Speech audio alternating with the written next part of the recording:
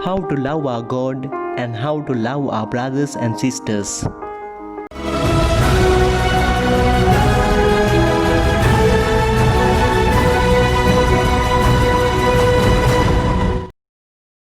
On Valentine's Day, we see couples throughout the world celebrating love towards each other. But that is not the only type of love. According to the Greek philosophy, there are three main types of love. In Greek, we call them eros, philia, and agape. Eros is the romantic or sexual form of love. People experience this intimate form of love in a romantic relationship or in their married life. This is not something impure. However, Eros love is between a man and woman and should lead them to the whole union of marriage. Secondly, philia is the form of brotherly love. It is a noble form of love not involving sex. A person can feel philos love towards another because of their pleasantness or because of their goodness. Loving our family members, friends, relatives, neighbors, all these fall into this category. Finally, there is another type of love which transcends all the above. It is agape love. It can be explained as unconditional love or selfless love that is ready to sacrifice oneself for the other. This is the purest kind of love. Agape is seeking others' well-being without expecting anything in return. Agape is the very nature of God, and the world needs more agape love. In today's gospel, Jesus Christ gives us the greatest commandment of love. Since Jesus had silenced the Sadducees, the Pharisees approached Jesus with the question of the law. One of them asked Jesus, "Teacher, what is the greatest commandment of the law?" There were more than 600 different prescriptions and laws in the Jewish law. Now, these lawyers are asking Jesus, what is the most central thing? Jesus showed them the golden commandment of love. We are called to love God with our whole heart, whole mind and soul, and also to love our neighbor as ourselves.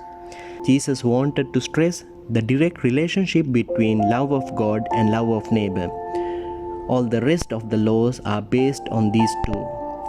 Love of God and love of neighbor are like two hinges on which the entire law is hung.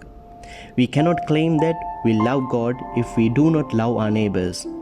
If one doesn't love his visible neighbors, yet he claims that he loves the invisible God, then he is a big liar. Today's first reading from Exodus reminds Israelites that they should love their neighbors. It highlights that they should especially love those who are poor and helpless. Lord very strictly tells them that if they oppress strangers, widows, orphans and the poor, they have no relationship with Him. Lord also tells that He listens to the cry of those who are weak and oppressed. In this manner, first reading recommends us to nurture attitudes of goodness and compassion to those fragile, weak and broken persons in our human society. We are challenged to put love into practice. In our lives, do we really love God? How to love God Almighty with our whole being? We are to love Him by keeping His commandments found in the sacred scriptures, especially by keeping the 10 commandments. If we really love God, we have to put God first in our life. Unfortunately, we give prominence to many other things other than God and give a secondary place to God. For many people, their number one concern in life is their job, their business, their wealth, their power, their popularity on another person. If we give the best place to God, we should remember Him day in and day out. If we really love God, we may try to please Him with our words and deeds. More than anything else, we may thank God every single day for what He has given us. On the other hand, today, how do we love our neighbors in this ego-centered world? In the light of Matthew chapter 25, the church calls us to involve in corporal works of mercy. We are called to feed the hungry, to give drink to the thirsty, to clothe the naked, to shelter the homeless, to visit the sick, to ransom the captives, and to bury the dead. At the moment, we live in a world struck with COVID-19 pandemic. Through this disaster, God has given us enough and more opportunity to show our love and care to those who are weak and poor.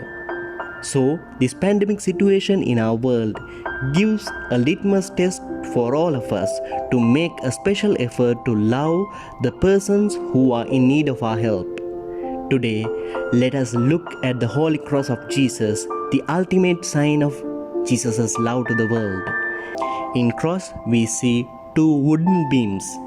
The vertical beam signifies our love towards God the Almighty, and the horizontal beam signifies our love towards our fellow human beings. Let us look at the Holy Cross and love our God as well as our brothers and sisters.